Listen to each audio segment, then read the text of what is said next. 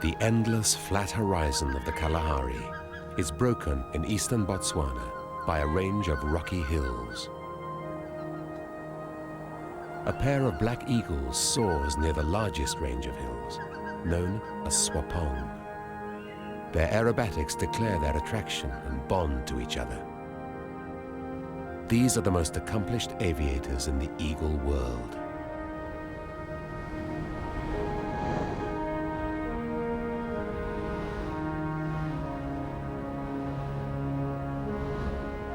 The black eagle rules the skies over Swapang.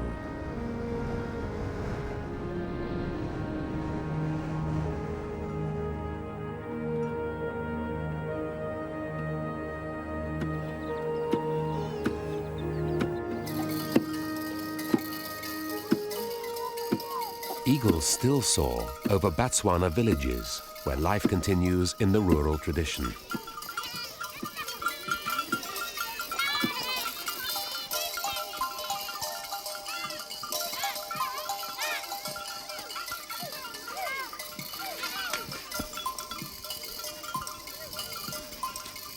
The Tswapong Hills are surrounded by many villages, but the hills themselves are uninhabited because of the presence of powerful spirits.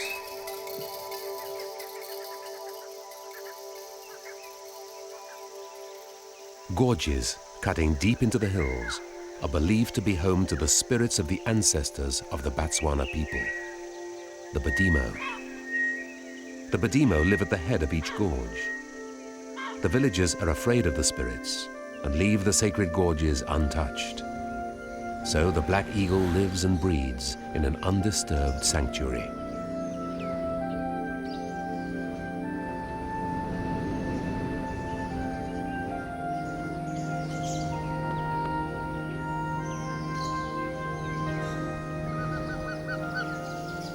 The most sacred part of the gorge is at the head, where pure water bursts from the bare rock.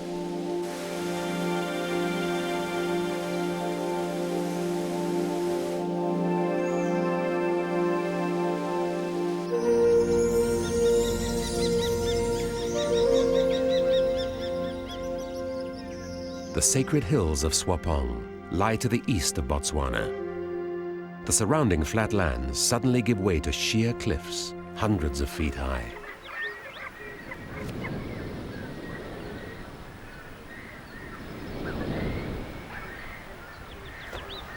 Updrafts lift the eagles effortlessly into the sky.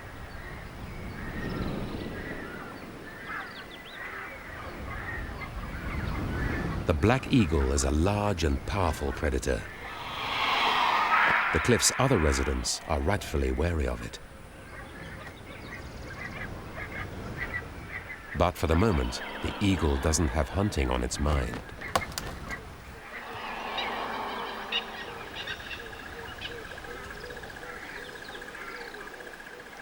Red cliffs, washed white, reveal the roosts of the cliff's largest resident, the Cape Vulture.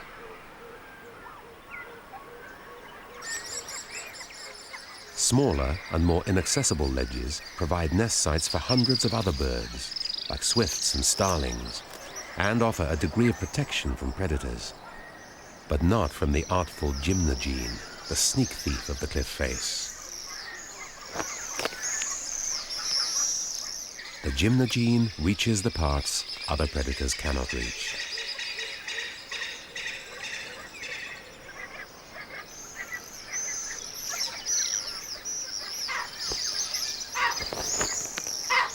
The rocky terrain attracts a wide variety of specialized residents.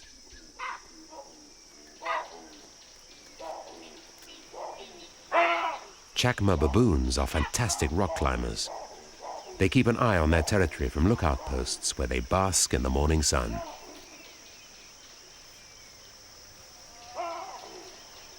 Hyraxes use the rocks like radiators in the cold mornings. And the myriad crevices are occupied by a myriad crevice dwellers.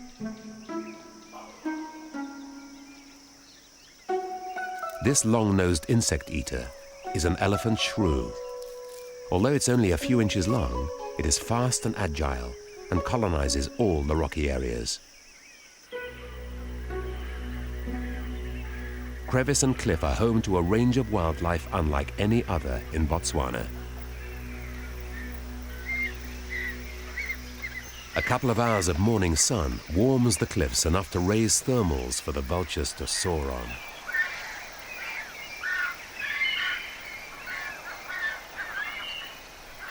Once the vultures reach the top of the thermal, they peel off and head across the arid plain in search of carrion.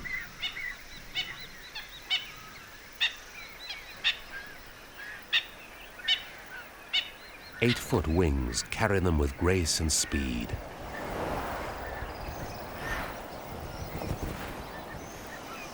But the short ledges call for a sudden stop.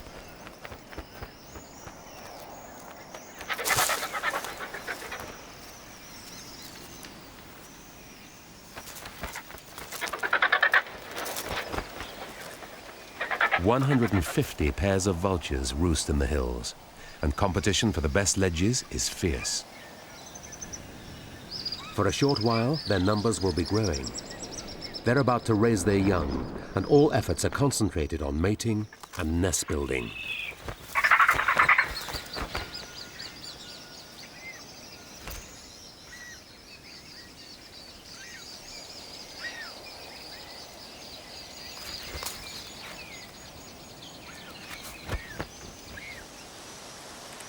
The search for nesting material takes them to the wooded base of the cliffs.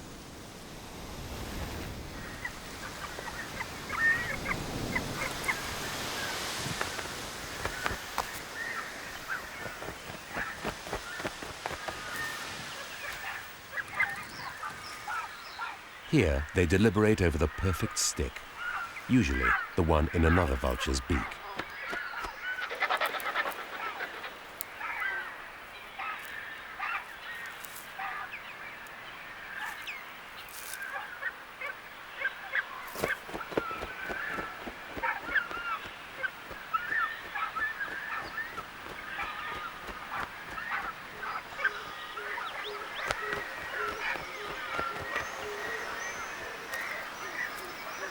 Nests soon fill the cramped ledges.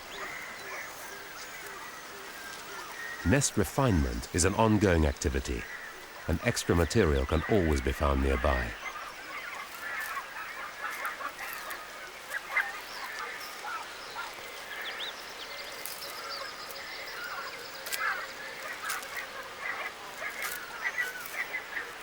Vultures become so concerned with the exact placement of sticks that they don't notice where the rest of the nest is heading.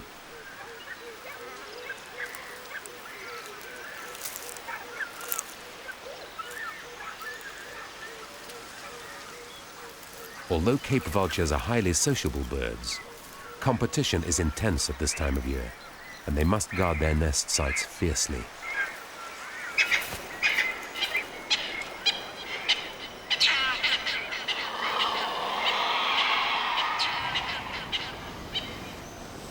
The black eagle usually hunts small mammals, but an easy meal is always welcome.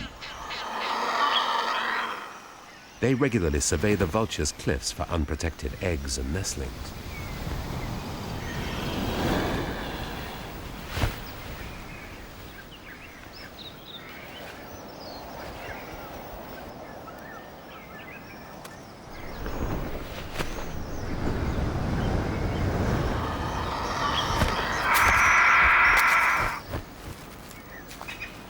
These raids are more common when the eagles have young to feed.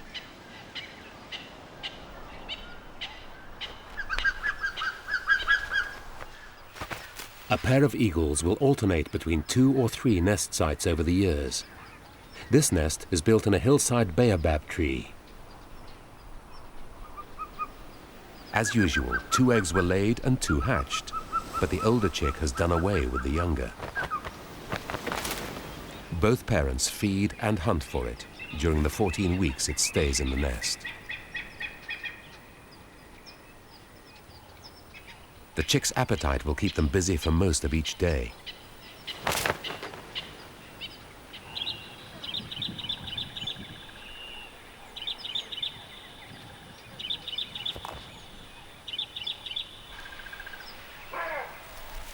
As well as fresh meat, the adults bring fresh greenery to line the nest and shade the chick from the sun.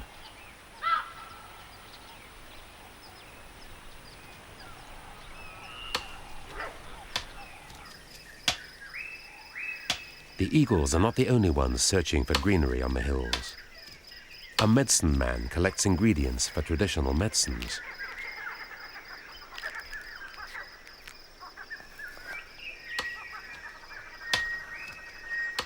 Pods, bark, leaves, or roots. He only takes what he needs and never destroys the plants in the process.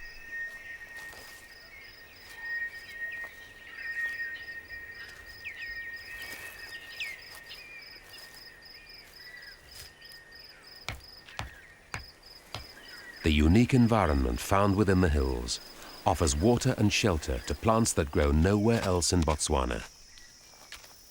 The hills are renowned throughout southern Africa for the special plants that grow here.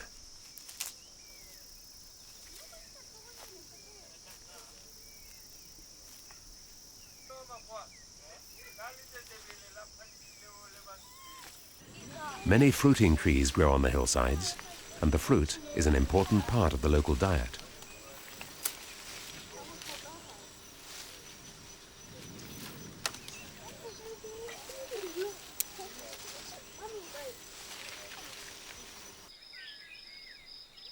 Swapang has long been a valuable resource to the people of this land. Ancestors left rock paintings perhaps more than 2,000 years ago. Ancient iron smelting sites and paraphernalia are scattered throughout the hills. Some of these date back more than 1,500 years. And thousands of pottery shards litter the ground, making this one of the most important prehistoric sites in southern Africa. Today, the tops of the hills, away from the sacred gorges, are still used to gather thatching grass for the surrounding villages. The villages are not far from the base of the hills. Water flows out to them year-round, and life is good. The Badimo guide the people, bring them rain, and cure their illnesses through the medicine men. A recent incident strengthened beliefs in the Badimo, if they needed strengthening at all. Sir Seretse Khama was the founding president of modern Botswana and a descendant of a long line of Botswana chiefs. When he died, a great rock crashed from this cliff into the river below. The gorges are sacred and run deep into the hills. The permission of local chiefs is needed before anyone can enter them.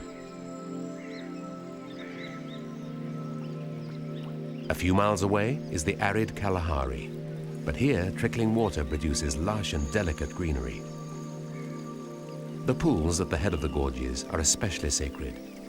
Here, great snakes protect the Badimo.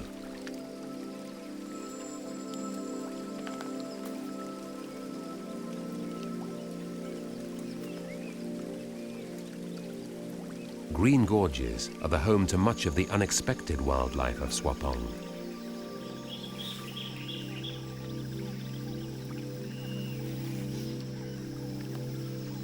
Tall forest trees line the high cliffs of the gorges, creating a shady retreat. Some of these trees are found nowhere else in Botswana. Fig trees are laden with fruit like a Garden of Eden. And vervet monkeys thrive in the thick vegetation, gathering fruit from the trees and enjoying shelter from the sun.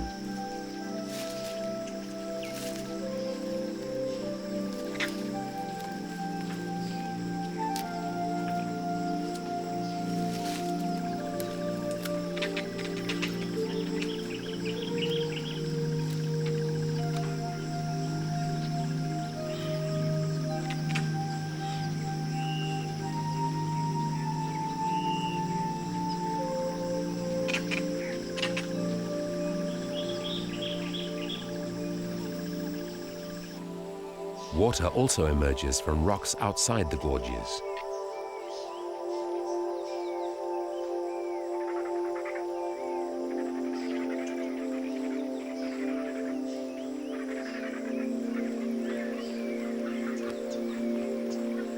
Wherever it appears, it is considered sacred and to have healing properties.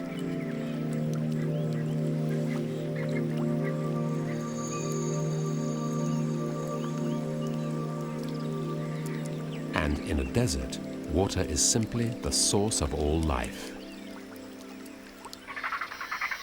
The hot, noisy cliffs of the Vultures above seem a world apart. Squabbles still erupt over nest sites. Many pairs have not found suitable sites, even though others have laid eggs.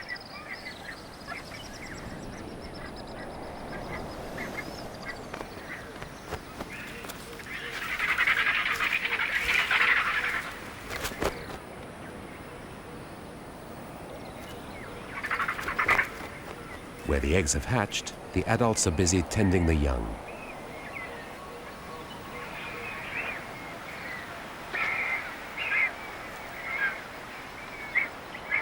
Latecomers have only the less desirable ledges left to them, or none at all.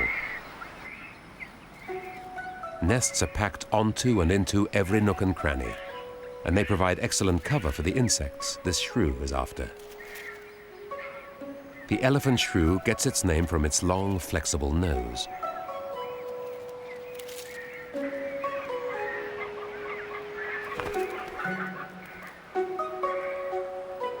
Although it looks like a mouse, it's an insect eater, more closely related to bats. The vulture chicks will spend almost 5 months on the ledge before fledging.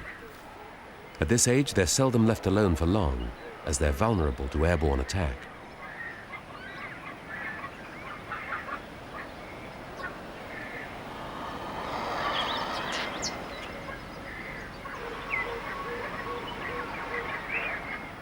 The adults are keen-eyed, wary, and very protective of their young.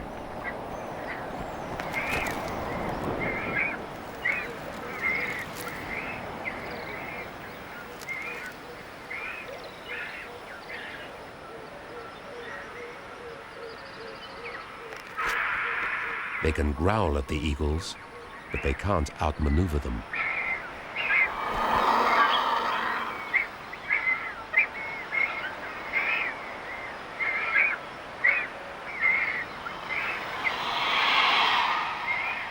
The eagle needs to find meat for its young, but these chicks are well guarded. Vulture chicks aren't a staple of the eagle's diet. That position is taken by the hyrax.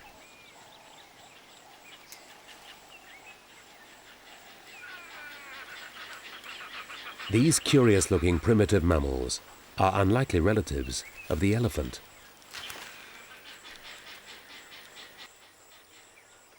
They occur widely across Africa, always found on the same rocky terrain as black eagles.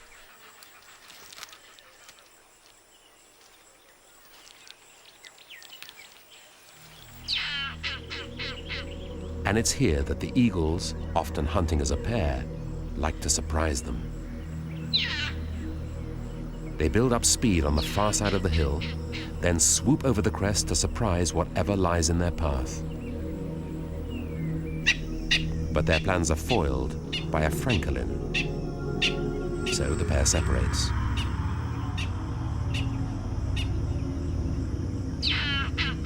A hyrax lookout takes up the alarm cry, but it hasn't seen the other eagle approaching from behind.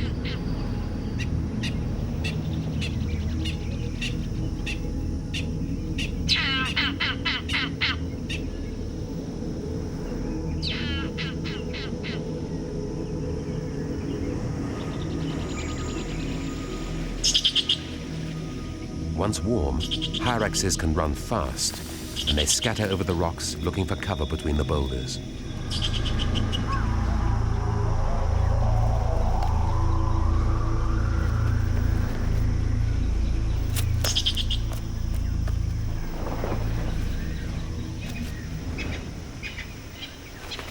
It'll have to wait a while before hunting this hillside again.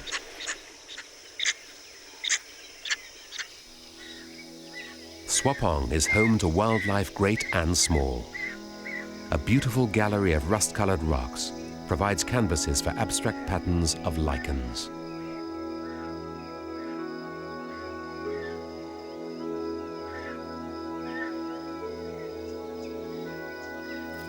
In the heat of the day, some of the smaller animals emerge to forage.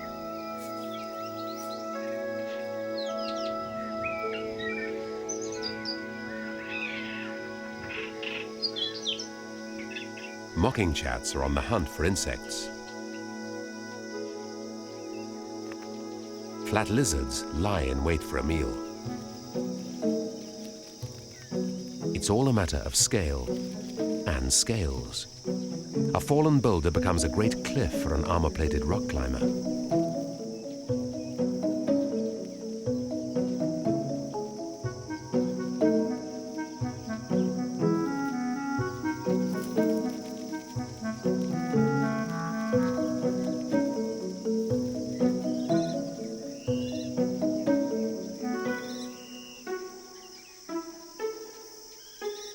A male flat lizard, called a platysaurus, displays his striking livery. His brightly colored underside proclaims his territory to other males.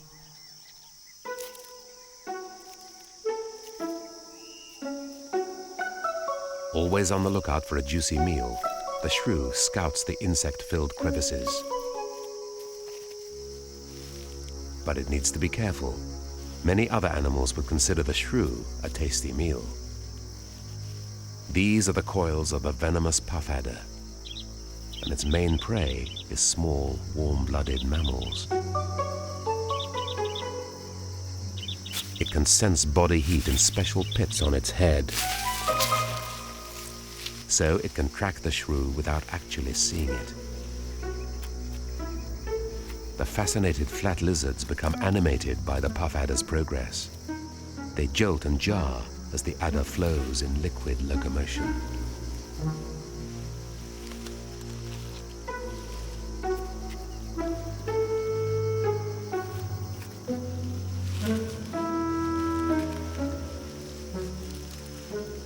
But they can't afford to get distracted.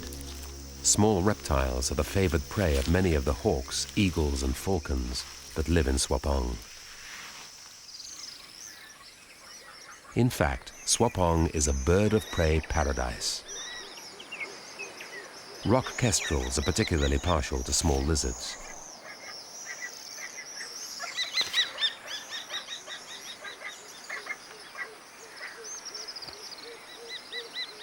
They have their own territory to defend and are agitated by the presence of the black eagle.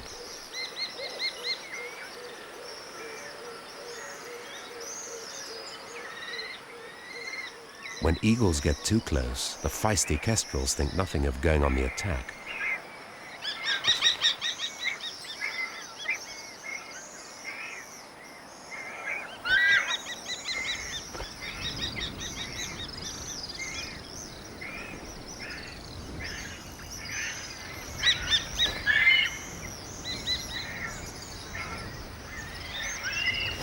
The message is clear. This side of the cliff is kestrel territory.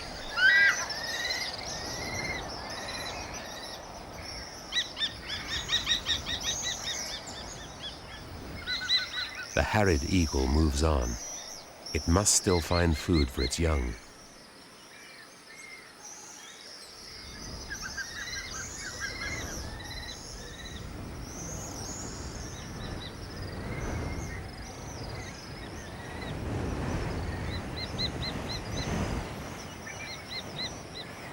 It spots a chance and plans a sudden attack.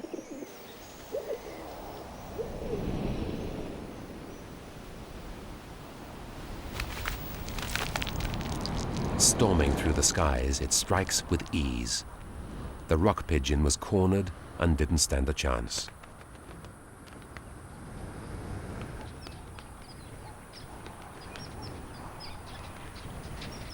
It takes the pigeon down to a tree in the gorge to be plucked before returning to the chick.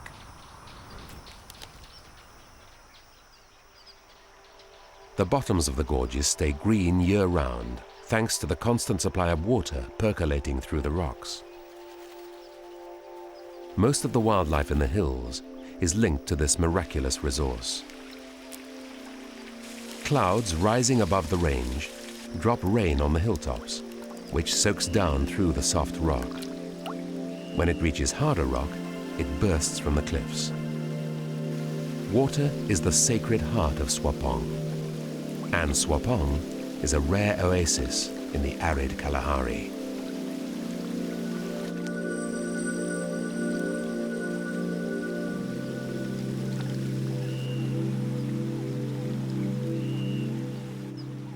A goat-sized antelope is perfectly adapted for life in the rocky hills. The klipspringer tiptoes like a ballet dancer on points across near vertical rock faces.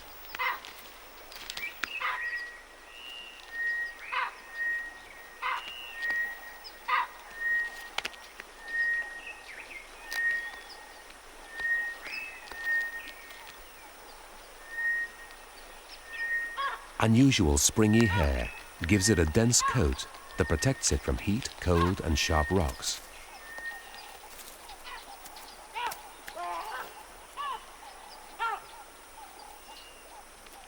Klipspringers and their young are vulnerable to predators both from the air and the ground.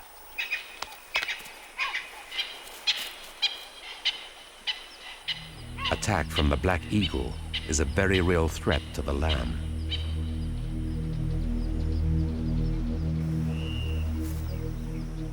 When threatened, the lamb retreats to long grass and stays still. Adults can outrun most land animals on the steep rocks, even the powerful leopard.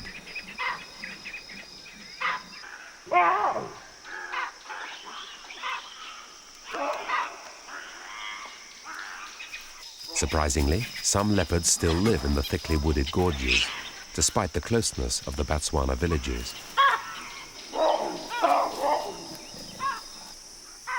Baboons are preyed on by both eagle and leopard, and don't appreciate either as neighbors.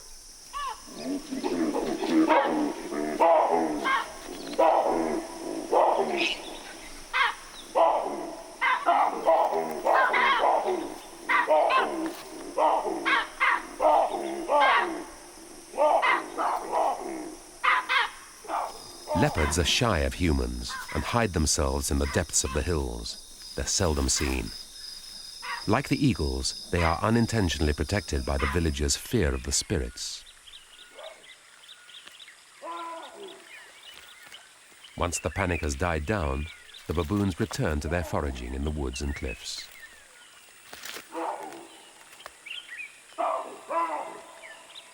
They're nimble and confident on the rock faces.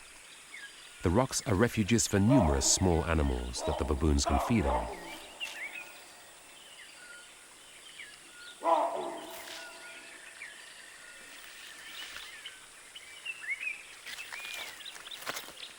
They can also find water high up in the cliffs.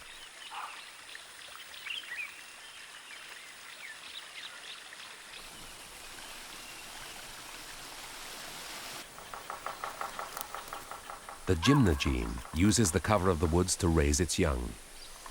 The female makes final adjustments to the loosely made nest while she incubates her eggs. This unusual hawk is a one-off, the only member of its family. Its body is well adapted to its hunting habits: long legs, a small head, and an unusually lightweight frame hidden beneath its grey plumage. It can display in a manner that seems quite shameful, a coy blush. The name gymnogene means bare cheeks, but the meaning of the facial display is not clear. It is common when a mated pair is near to each other or is excited.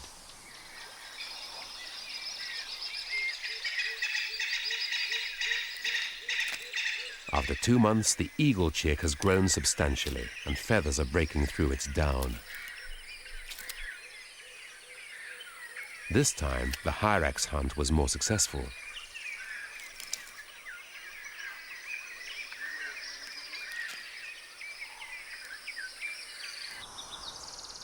On the cliff face, the vulture colony is bursting at the seams.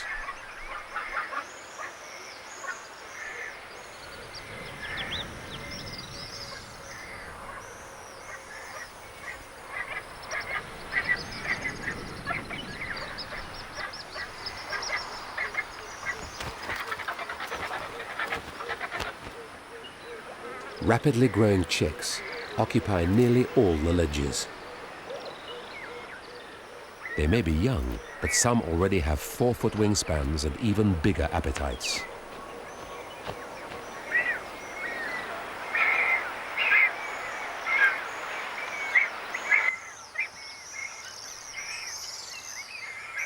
Every crack and crevice is alive with breeding birds. Red-winged starlings sandwich nests into the narrowest fissures, while swifts glue theirs underneath. But no crack is too narrow or inaccessible for the gymnogene.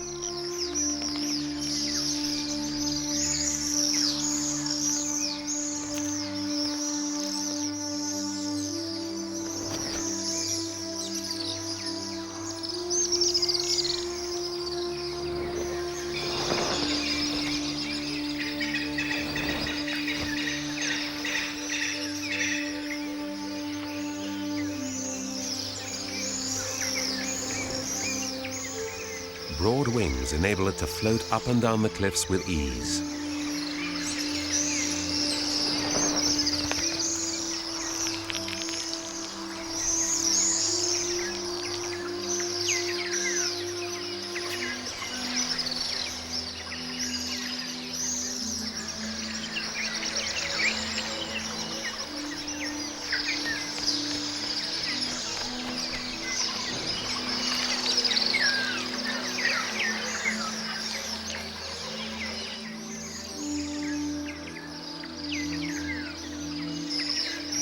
Its lightweight body lets it hang onto the bare rock.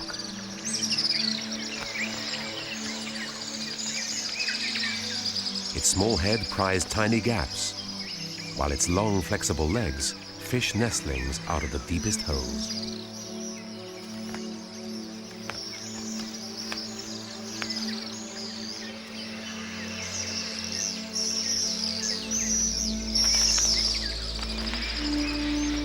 The starling's desperate protests won't distract the hawk for long.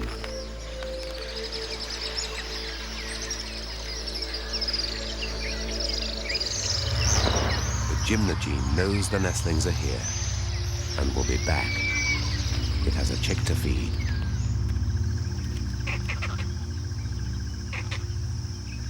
Vervet monkeys are too big to be caught by gymnogenes.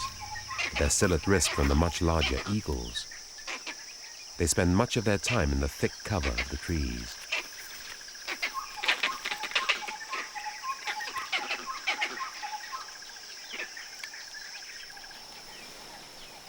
Like the eagle chick, this gymnogene hatchling has done away with its sibling and demands constant feeding.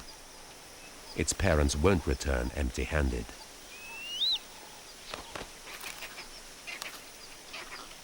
A second dash at the cliffs was successful, and the parent presents a starling. The gymnogene chick is in no danger from the troop of monkeys below. They're mainly vegetarian and scour the forest for ripe fruit. And there always seems to be something in fruit throughout the year.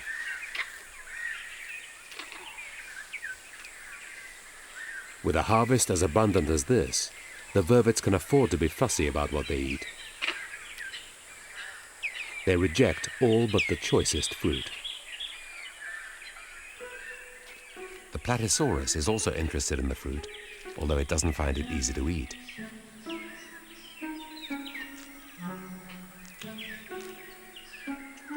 And a plated lizard, a fuller-bodied relation, is taken with the fruit too.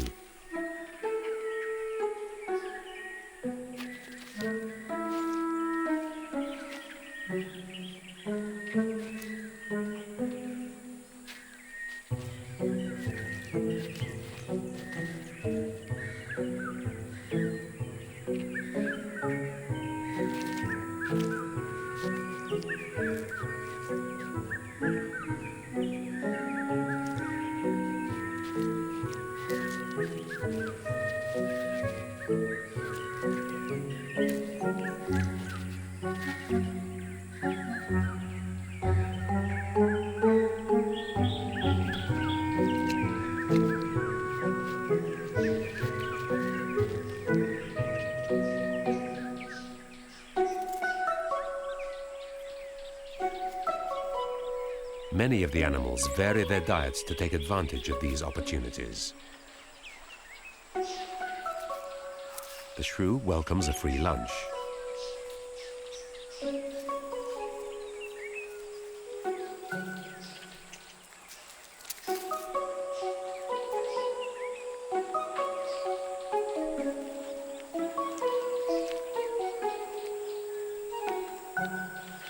Everything comes to the lizard that waits.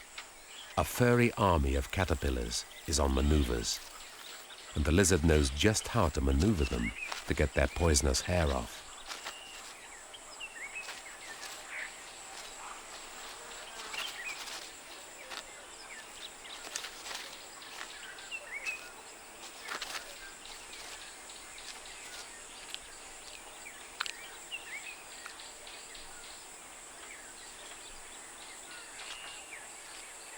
With lunch taken care of, he spends some time attracting the opposite sex.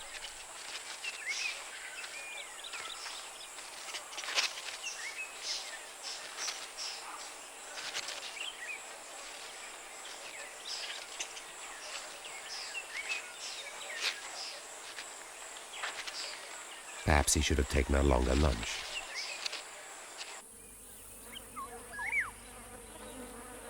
Bright colors aren't confined to the lizards. Spectacular aloes grow along the cliffs and gorges. Their fiery flowers brighten the landscape and provide food for nectar sippers and blossom eaters. Some plants act as larders for a whole host of dainty tree squirrels.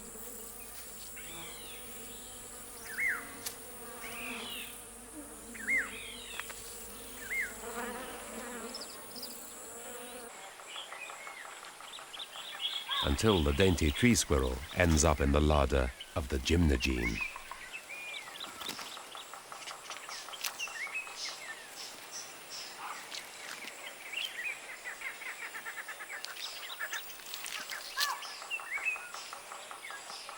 The chick is almost big enough to feed itself and might make a better job of it. Its parent has lost the little corpse in the loosely formed nest, much to the annoyance of the chick, which impatiently watches the rescue operation. The adult seems taken aback by the nestling's outbursts, but remains intent on retrieving the hard-gained squirrel.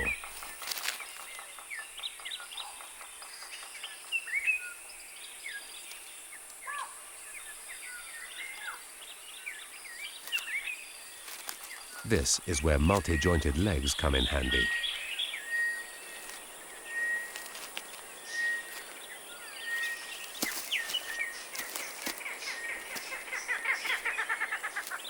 A moment of hope or frustration. But it looks like the remains of the little squirrel have gone for good.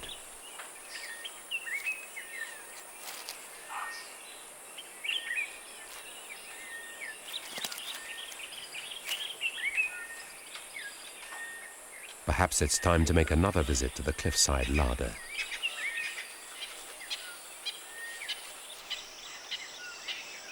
More and more hyraxes make the one-way journey to the black eagle's nest.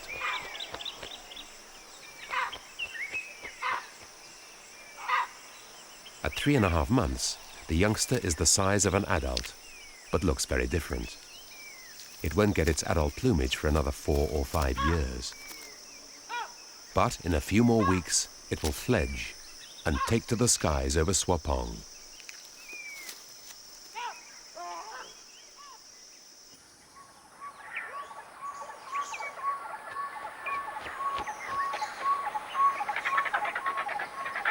The vulture chicks are almost fully grown too. Just making the way to a roost is a hazardous affair, and risks running the gauntlet of sharp beak and striking claw.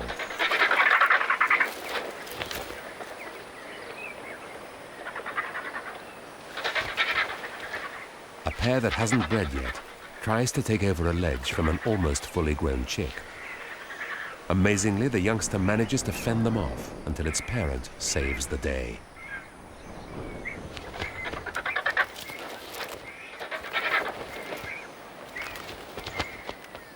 won't be long before the chick can fly and fend for itself.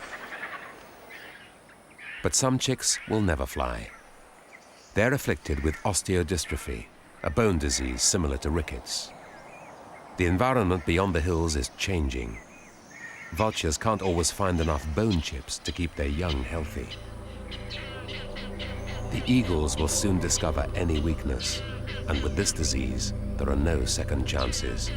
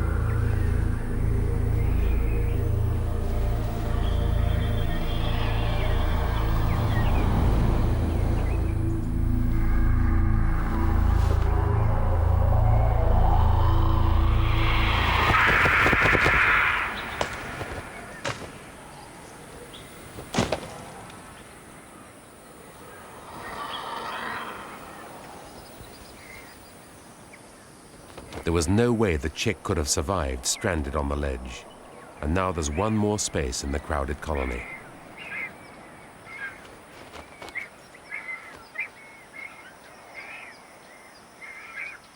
The dead vulture chick is too heavy to carry, so the eagle eats it where it's fallen. Cape vultures are long-lived birds. The infant mortality rate is high, but they have many years to make up the numbers.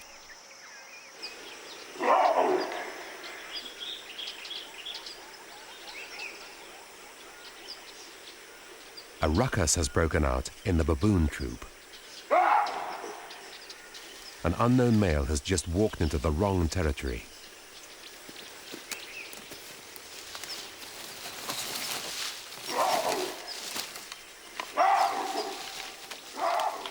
The stranger's presence threatens the standing of the dominant male in the troop. He is not welcome.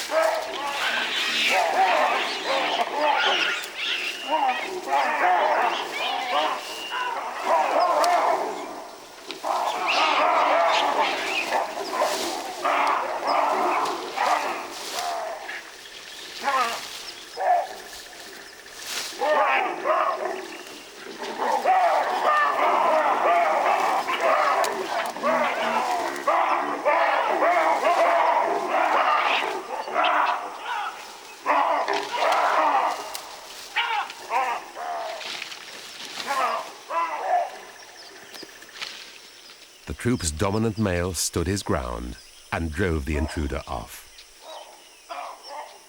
A klipspringer nervously inspects the cause of the commotion. But the excitement is over, and the victorious male is groomed by his appreciative troop.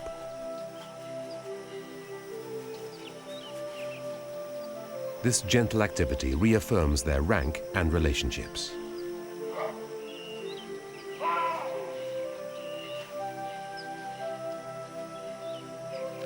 Excited youngsters can't keep their energy down and start to play. Finally, all remaining tension is dispelled.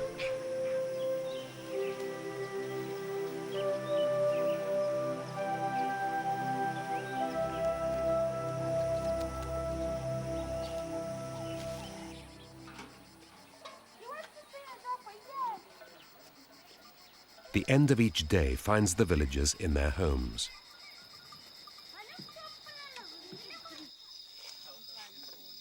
In the traditional huts, everyone heads inside, and not just because it's dinner time. The spirits of the ancestors are active after dark. Villagers extinguish fires outside, so the spirits don't burn their feet in the night. Anything else active at night is associated with the spirits and is to be feared. This giant cricket is watched with a mixture of nervousness and fascination.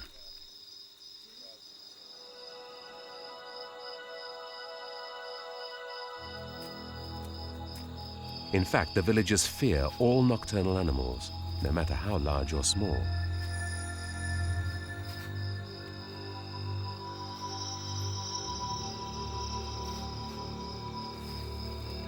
The brown hyena means no harm to humans.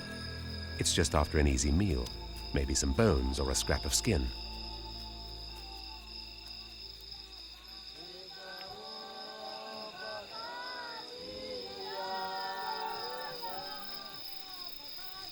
Despite their fear of the dark, some people actually head for the hills at night. Swapang is a sacred place to nearby residents of all faiths. A Christian sect climbs up the hills to pray.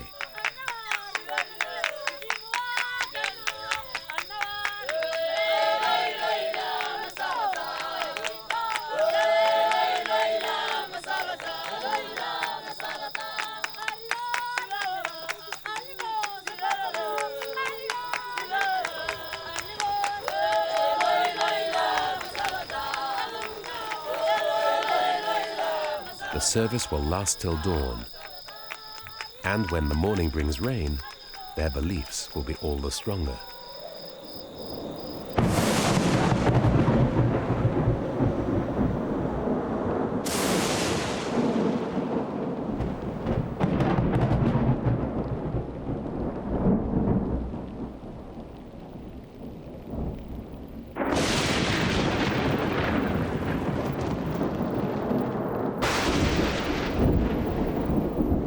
But the sacred presence of Swapang is waning. Already the sacred gorges and hilltops are being used for cattle grazing.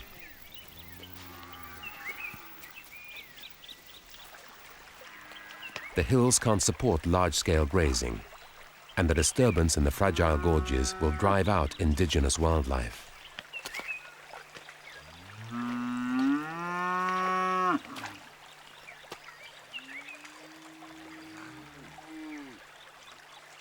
Times are changing in the villages. Modern houses are built now, and technology has been embraced by some.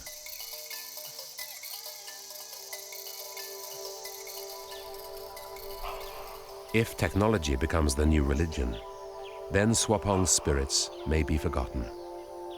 And if they are, who will protect the wildlife? Swapang is unique in Botswana. Its microclimate brings rain clouds and mists to the edge of the Kalahari.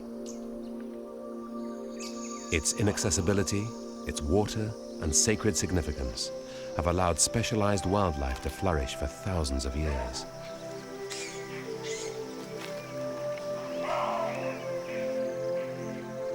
And this year, the vulture colony has flourished. The last chicks are fledging, testing their 8-foot wings on the breeze.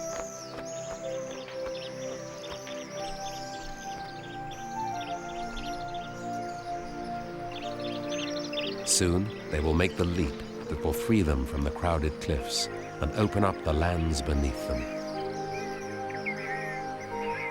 To the ancient Egyptians, the vulture was the symbol of longevity, its outstretched wings adorning temple doorways. Let's hope that the vultures on Swapang symbolize its longevity in a changing world.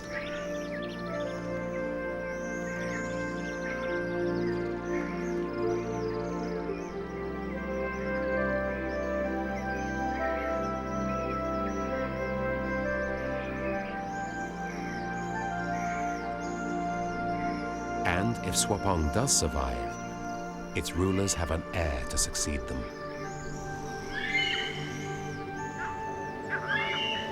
As the young eagle sheds its juvenile brown feathers for regal black, she will learn the graceful and agile flight of her parents.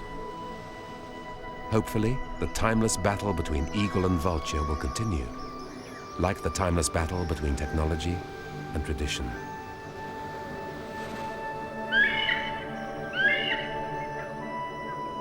If the thirst for knowledge can be tempered with respect for the past, then Swapang will remain the sacred haunt of eagles.